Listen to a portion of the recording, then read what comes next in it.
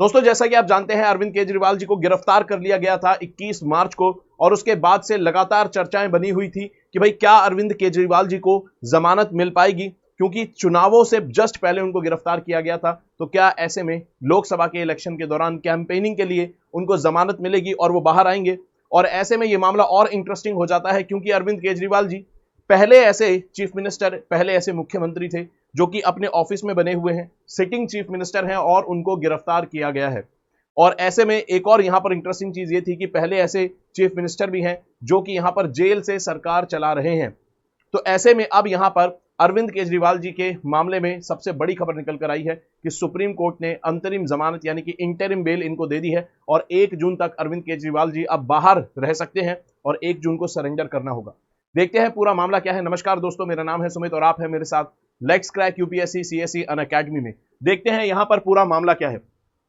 तो जैसा कि आप जानते हैं, 21 मार्च को अरविंद केजरीवाल जी को गिरफ्तार किया गया था। इन्होंने मल्टीपल ईडी के जो समन्स थे उनको स्किप करा था, और ऐसे में इनको गिरफ्तार कर लिया गया था। और आरोप इनके ऊपर यह लगा है कि दिल्ली के अंदर जो एक्साइज पॉलिसी थी, जिसको अब स्क्रैप किया जा चुका है, ऐसे में ये जो एक्साइज पॉलिसी बनाई गई थी, इसमें प्राइवेट वेंडर्स को शराब की दुकानें खोलने के लिए जो लाइसेंस बांटे गए थे, उसके अंदर यहां पर कई प्रकार से फेवरेटिज्म देखने को मिलता है। यानी कि इसके अंदर ट्रांसपेरेंसी नहीं थी और फेवर्स लेकर लाइसेंस बांटे गए थे, और ऐसे में 100 करोड़ के घोटाले के आरोप लगे थे, जिसके अंदर बताया गया कि भाई केजरीवाल जी जो हैं ये इसके मास्टरमाइंड है। और ऐसे आरोप यहां पर लगे थे। इन आरोपों के चलते अरविंद केजरीवाल जी को 21 मार्च को गिरफ्तार किया गया था ईडी के द्वारा, और तब फिर इनको यहां पर 1 अप्रैल को कोर्ट के अंदर भेज दिया, कोर्ट के द्वारा इनको रिमांड पर भेज दिया गया था। और तब से अब यहां पर तिहाड़ में अरविंद केजरीवाल जी थे, और अब इनको अंतरिम जमानत दे दी गई है। 1 जून तक इनको बेल मिल चुकी है और 1 जून तक बाहर रह सकते हैं।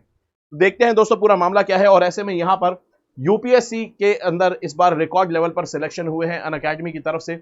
इसी सक्सेस को सेलिब्रेट करते हुए अनअकैडमी यहां पर एक हिस्टोरिक ऑफर लेकर आया है, और ऐसे में जो प्राइसेस हैं 2025 के कोर्सेज के, उनको हिस्टोरिक लेवल पर ड्रॉप कर दिया गया है। और अब आप यहां पर अनअकैडमी के साथ तैयारी कर सकते हैं बहुत ज्यादा अफोर्डेबल तरीके से।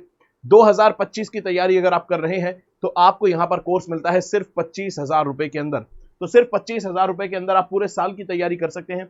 और याद रखेंगे, ये लिमिटेड पीरियड तक है ऑफर, और यहां पर ऑफर जो है 11 मई के बाद इसके दाम बढ़ने वाले हैं। तो अपने आप को आप एनरोल कर सकते हैं। 2025 की तैयारी अगर अच्छे से करनी है और किसी भी मीडियम में, चाहे इंग्लिश मीडियम हो, हिंदी मीडियम हो, या फिर बाइलिंगुअल में आपको तैयारी करनी है, टॉप एजुकेटर्स के साथ आप पढ़ सकते हैं। कोड लगाना होगा दोस्तों SMK लाइव, अगर आपको इसमें एनरोल करना है तो। अब अगर यहां पर देखें, अरविंद केजरीवाल जी को जो बेल मिली है, 1 जून तक ये बेल यहां पर मिली है। और ऐसे में कोर्ट ने कहा है कि जो डिटेल रिपोर्ट है, जो हमारा डिटेल ऑर्डर है, यानी कि जो भी बात हुई, हमने किस आधार पर यह बेल दी है, इसका जो डिटेल रिपोर्ट है हम बाद में अपलोड करेंगे। और अभी फिलहाल हम इनको ओरल यहां पर कहकर इंटरिम बेल यहां पर कोर्ट के द्वारा दे दी गई है। और ऐसे में यहां पर कहा है कि भाई साफ साफ ये बात की गई है कि अपने आप को सरेंडर करना होगा अरविंद केजरीवाल जी को।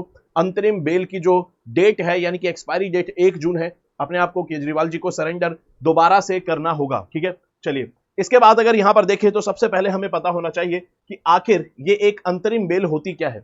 तो सबसे पहले आपको पता होना चाहिए कि बेल जो है, जमानत जो है, कितने टाइप की होती है। कहता है एक होती है रेगुलर बेल, जिसके अंदर कोर्ट जो है कैदी को रिहा कर देता है यहां पर, और इसके बाद यहां पर रिहा कर देता है, लेकिन कोर्ट जो कैदी है वो अभी भी ट्रायल पर होता है। ठीक है, इसके अलावा यहां पर एंटीसिपेटरी बेल होती है, जिसके अंदर अगर किसी व्यक्ति को यह लगता है कि किसी आरोप में उसको गिरफ्तार किया जा सकता है, तो गिरफ्तार होने से पहले ही अगर उसके पास उसको नॉन बेलेबल ऑफेंस के अंदर गिरफ्तार किया जा सकता है, तो गिरफ्तार होने से पहले ही वो यहां पर एंटीसिपेटरी बेल के लिए अप्लाई कर सकता है, एंटीसिपेटरी बेल की दरख्वास्त कर सकता है। इसके अलावा एक होती है इंटरिम बेल, यानी कि अंतरिम जमानत।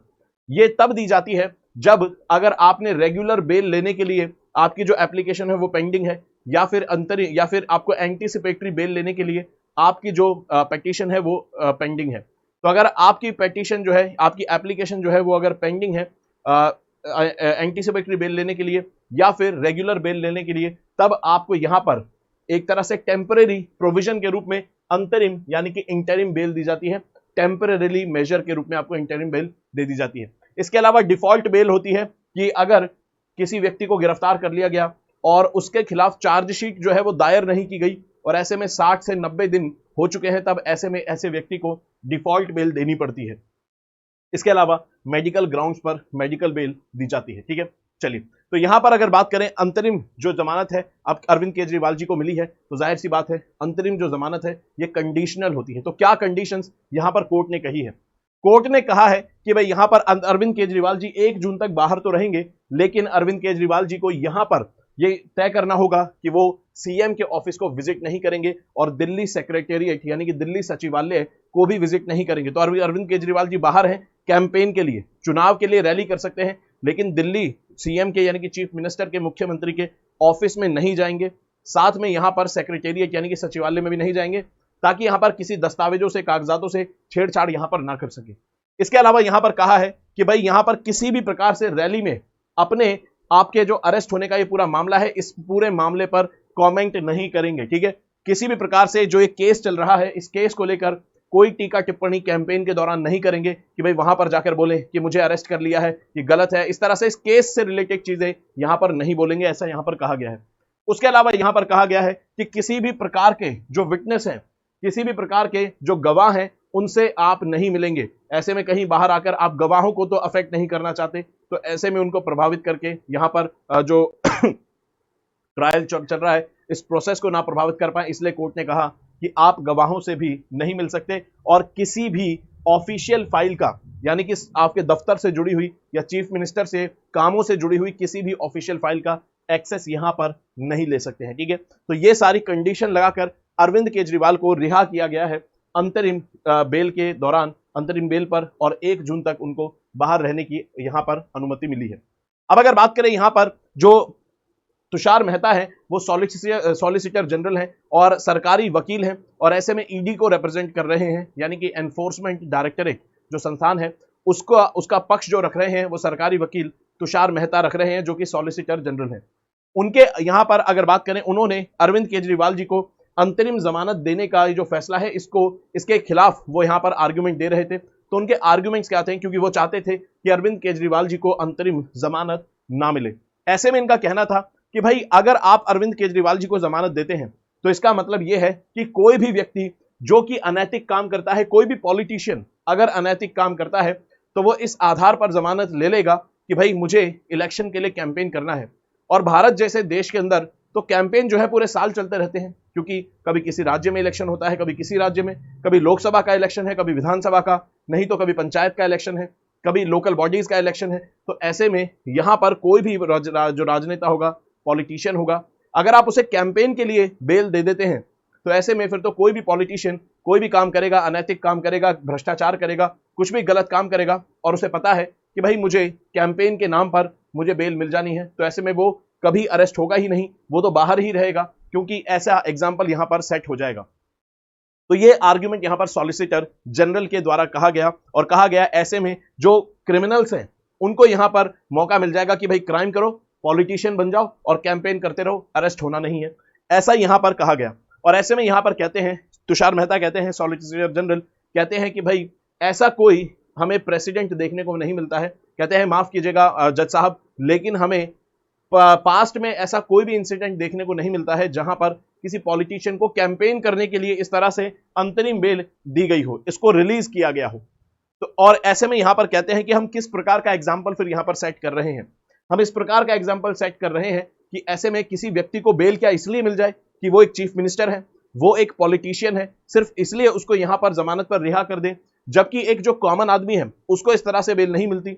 तो ऐसे में हम क्या करेंगे, हम सिटीजन्स के बीच में 2 क्लास पैदा कर देंगे कि एक, अगर आप पॉलिटिशियन है तो भाई आपको बेल मिल सकती है, आपको स्पेशल ट्रीटमेंट मिलेगा, और एक नॉर्मल व्यक्ति जो है उसको हम यहां पर उसको कोर्ट के धक्के खाने पड़ेंगे। तो कहते हैं कि भाई ऐसे में यहां पर हम बहुत गलत एग्जाम्पल सेट कर देंगे अगर आप अरविंद केजरीवाल जी को इस तरह से जमानत दे देते हैं कैंपेन के लिए, और बीइंग अ पॉलिटिशियन उनको यहां पर इस तरह से प्रेफरेंस मिल जाएगी, जो कि सिटीजन्स के अंदर 2 क्लास बनाने के लिए यहां पर एग्जाम्पल सेट हो जाएगा। तो ऐसे में इस आर्ग्यूमेंट को यहां पर बात कही, जो ईडी को डिफेंड करते हुए आर्ग्यूमेंट्स दिया था। अब यहां पर कोर्ट ने जजमेंट में जब जो भी ओरल जजमेंट यहां पर दी है, तो कोर्ट ने इसमें क्या कहा है, अरविंद केजरीवाल जी को जमानत देते हुए कोर्ट ने यहां पर क्या आधार बनाए हैं, क्या तर्क है। कोर्ट कहता है कि भाई ठीक है, हम यहां पर देखते हैं कि अरविंद केजरीवाल जी को गिरफ्तार किया गया और इस तरह से आधार बनाया गया कि भाई वो एक पॉलिटिशियन है तो फिर उनको जमानत सिर्फ क्या पॉलिटिशियन होने की वजह से मिल जाए। तो यहाँ पर जो कोर्ट है वो कहता है कि हर चीज को हमें एक नजर से देखने जो है, इसको इस पूरे केस को सिर्फ जैसे बाकी मैटर है उनको एक नजर से नहीं देखना चाहिए। ये एक स्पेशल केस है। और ऐसे में यहां पर अगर बात करें, कहते हैं स्पेशल केस कैसे है, कहते हैं स्पेशल केस ऐसे है कि भाई यहां पर अभी पहली बात लोकसभा के इलेक्शन चल रहे हैं, दूसरी बात अरविंद केजरीवाल जो है वो एक इलेक्टेड चीफ मिनिस्टर हैं, और इलेक्टेड चीफ मिनिस्टर होने के नाते वो जनता के जनप्रतिनिधि भी हैं, और क्योंकि वो लोगों को रिप्रेजेंट करते हैं जिन्होंने उनको चुना है। ऐसे में यहां पर अरविंद केजरीवाल जो है वो कोई भी ऐसे नहीं है कि आप ये कहें कि किसी भी प्रकार से हम यहां पर देखें कि एक क्लास ऑफ सिटीजन तैयार हो जाएगी जिसमें किसी एक व्यक्ति को हम पॉलिटिशियन होने की वजह से ट्रीट कर रहे हैं। तो यहां पर कोर्ट कहते हैं ऐसा नहीं है, क्योंकि वो एक पहली बात तो इलेक्टेड चीफ मिनिस्टर है, दूसरी तरफ इलेक्शन का सीजन चल रहा है, और तीसरी यहां पर चीज अरविंद केजरीवाल कोई हैबिचुअल ऑफेंडर नहीं है, यानी कि ये आदतन जुर्म करते रहे ऐसे व्यक्ति नहीं है। तो जब ऐसा यहां पर मामला है तो ये एक प्रकार का स्पेशल केस बन जाता है, ठीक है, ये एक्स्ट्रा ऑर्डिनरी सिचुएशंस बन जाती हैं, और ऐसे एक्स्ट्रा ऑर्डिनरी सिचुएशन को ध्यान में रखते हुए ही हम अरविंद केजरीवाल जी को यहां पर बेल दे रहे हैं। ऐसा नहीं है कि हम सभी चीजों को यहां पर एक नजर से देखें और कहें कि भाई यहां पर बेल नहीं मिलनी चाहिए, ये एक्स्ट्रा ऑर्डिनरी कंडीशन है, इसलिए हम यहां पर बेल दे रहे हैं। और दूसरी बात यहां पर कोर्ट कहता है कि अरविंद केजरीवाल के खिलाफ यहां पर केस रजिस्टर किया गया था वो अगस्त 2022 में रजिस्टर किया गया, उसके बाद लगातार उनको सम्मन जाते रहे और वो स्किप करते रहे, और बाद में 9वां सम्मन स्किप करने पर उनको गिरफ्तार किया गया, और गिरफ्तार उनको कब किया गया, मार्च 2024 में 21 मार्च को, यानी कि लगभग 1.5 साल बाद उनको गिरफ्तार किया गया।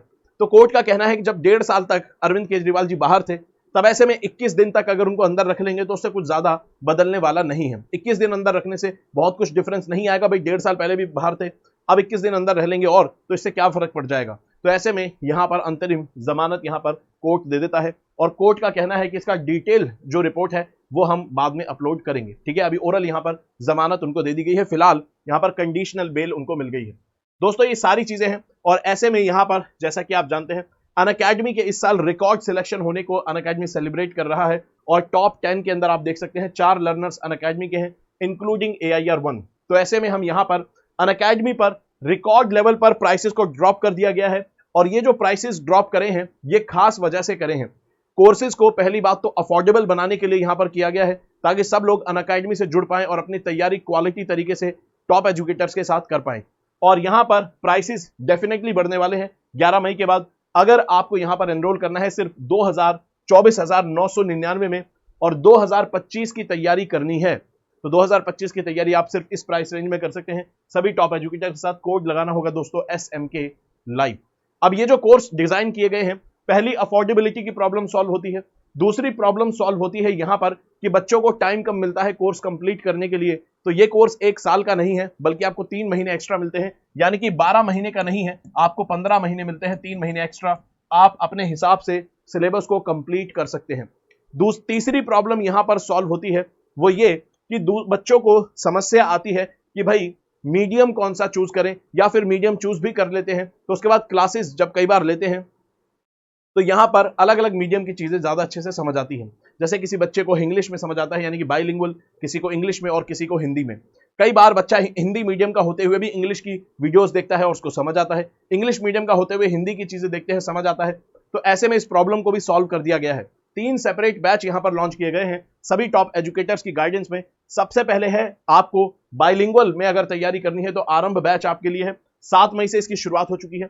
दूसरा बैच आपको देखने को मिलेगा इंग्लिश मीडियम का, प्योर इंग्लिश मीडियम। अगर आप सरमद मेहराज सर से पॉलिटी पढ़ना चाहते हैं बाकी टॉप एजुकेटर से प्योर इंग्लिश में, तो यहां पर आप इस कोर्स के अंदर एनरोल कर सकते हैं, और कोड लगाना होगा SMK लाइव। इसके अलावा अगर आप हिंदी मीडियम से तैयारी करना चाहते हैं और हिंदी मीडियम की वीडियो कंटेंट देखना चाहते हैं, तो ऐसे में मधुकर कोटावे सर की गाइडेंस में आप लक्ष्य बैच के अंदर एनरोल कर सकते हैं। अब दोस्तों अच्छी बात यह है कि सभी मीडियम्स की जरूरत को ध्यान तो रखा गया है, एक और जरूरत को ध्यान रखा गया है, वो है फ्लेक्सिबिलिटी। अनअकैडमी के साथ आपको सबसे बड़ी चीज मिलती है फ्लेक्सिबिलिटी। अगर आपने अनअकैडमी के इन बैचेस में एनरोल करा है, चाहे आप लक्ष्य बैच में एनरोल करते हैं और आप चाहते हैं कि मैं हिंदी मीडियम से हूं लेकिन मुझे मृणाल सर की बाइलिंगुअल वीडियोस देखनी है, तो वो भी आप देख सकते हैं।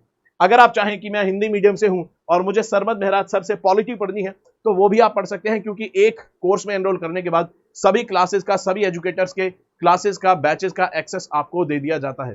तो आप यहाँ पर अपनी फ्लेक्सिबिलिटी से आप कर सकते हैं। तो बहुत सारी प्रॉब्लम्स यहाँ पर सॉल्व होती है, अफोर्डेबिलिटी की, साथ में टाइम की, और यहाँ पर जो आपका मीडियम है उसकी प्रॉब्लम भी यहाँ पर सॉल्व होती है। और याद रखेंगे दोस्तों, कोर्स जो है इसके प्राइसेस बढ़ जाएंगे 11 मई से। दोस्तों इसके अलावा यहाँ पर अनअकैडमी का मॉक टेस्ट होने वाला है ऑल इंडिया लेवल का, जो कि 12 मई को होगा और 26 मई को होगा। ऐसे में यहाँ पर सभी टॉप एजुकेटर्स के द्वारा यहाँ पर डिजाइन किए हुए क्वेश्चन आपको मिलते हैं, क्वालिटी क्वेश्चन मिलते हैं। इसके अंदर आप एनरोल कर अपने आप को टेस्ट कर सकते हैं और ऑल इंडिया लेवल पर अपनी रैंक चेक कर सकते हैं। तो यहाँ पर कोड लगाएंगे SMK लाइव एनरोल करते वक्त, और ये फ्री एनरोलमेंट है, तो बिल्कुल यहाँ पर एनरोल करेंगे। टेस्ट तो करेंगे ही अपने आप को, साथ में आपको नए क्वेश्चन भी सीखने को मिल सकते हैं। उसके अलावा क्या पता भाई कोई क्वेश्चन डायरेक्ट आपको एग्जाम में मिल जाए, क्योंकि यहाँ पर क्वेश्चन जो है यूपीएससी के पर्सपेक्टिव को और यूपीएससी के लेवल को ध्यान में रखते हुए डिजाइन किए जाते हैं। तो यहाँ पर 12 और 26 मई का याद रखेंगे, सुबह 9:30 बजे GS और 2:30 बजे CSAT आपको देखने को मिलेगा, बिल्कुल एग्जाम फॉर्मेट में। ठीक है, चलिए तो दोस्तों अगर वीडियो अच्छी लगी तो वीडियो को लाइक करेंगे, चैनल को सब्सक्राइब करेंगे, वीडियो को शेयर करेंगे, पढ़ते रहेंगे दोस्तों, अपना ख्याल रखेंगे। जय हिंद दोस्तों।